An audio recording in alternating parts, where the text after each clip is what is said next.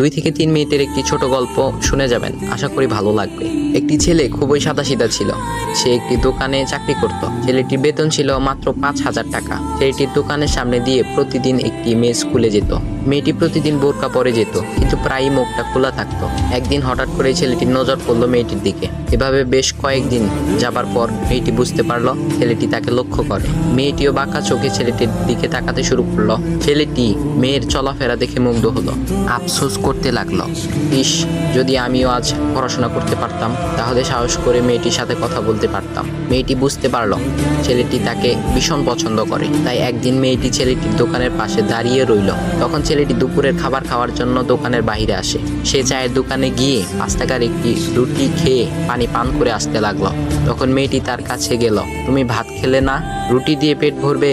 তখন ছেলেটি মেয়েটিকে দেখে অবাক হয়ে গেল। তখন ছেলেটি বলল, আমি ভাত খেলে আমার মা, বাবা আর ছোট বোনকে কি খাওয়াবো? মেয়েটি শিক্ষিত, তাই অল্পতেই বুঝে গেল। সে হাত ধরে বলতে লাগলো, তাহলে তুমি যে আমাকে পছন্দ করো, আমাকে কি খাওয়াবে? তখন ছেলেটি বলল, আমি তো তোমাকে আপন করে পাওয়ার জন্য দেখি না, কারণ সে যোগ্যতা আমার নেই। তবে এটা সত্যি যে তোমাকে দেখলে আমার খুব ভালো লাগে, তাই দেখি।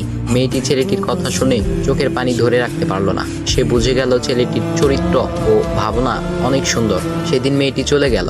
বাসায় গিয়ে রাত্রিবেলা মেয়েটি অসুস্থ হয়ে পড়ল। পরে তাকে ডাক্তারের কাছে নিয়ে আসা হলো। বলা হলো মেয়েটার 2টি কিডনি নষ্ট হয়ে গেছে। তখন মেয়ের বাবা ফোন করলো তার বন্ধুর ছেলেকে, যার সাথে বিয়ে দেওয়ার জন্য সে পাগল। কিন্তু মেয়েটি তার বাবার পছন্দের ছেলেকে বিয়ে করতে রাজি না, কারণ সে ছেলেটি টাকা থাকলেও কি হবে, তার চরিত্র খারাপ, সে লোভী। এদিকে মেয়েটির কোনো লোভ ছিল না। যাই হোক, হবু জামাই আসার পর তাকে সব খুলে বলল, তোমার থেকে একটি কিডনি খুলে আমার মেয়েকে দাও। তুমি তো বলছো আমার মেয়েকে তুমি অনেক ভালোবাসো, তাকে পেলে তুমি ভালো হয়ে যাবে, তাহলে আজ পরীক্ষা দাও। তখন ছেলেটি বলল, আমি আপনার রোগা মেয়েকে বিয়ে করতে পারবো না, আমার কি সুস্থ মেয়ের অভাব নাকি? এ বলে সে চলে গেল। বাবা তখন কেঁদে কেঁদে মেয়ের কাছে সব খুলে বলল। মেয়েটি বলল, বাবা তুমি কেঁদো না, একটা পথ এখনো আছে। আমাদের সামনে মোড়ে বড় একটা দোকান আছে না, তুমি সেখানে যাও। সেখানে যে তাইয়ুব নামের একটা ছেলে আছে, তাকে নিয়ে আসো, আমার কথা বলো। তখন মেয়েটির বাবা ছেলেটিকে নিয়ে আসলো।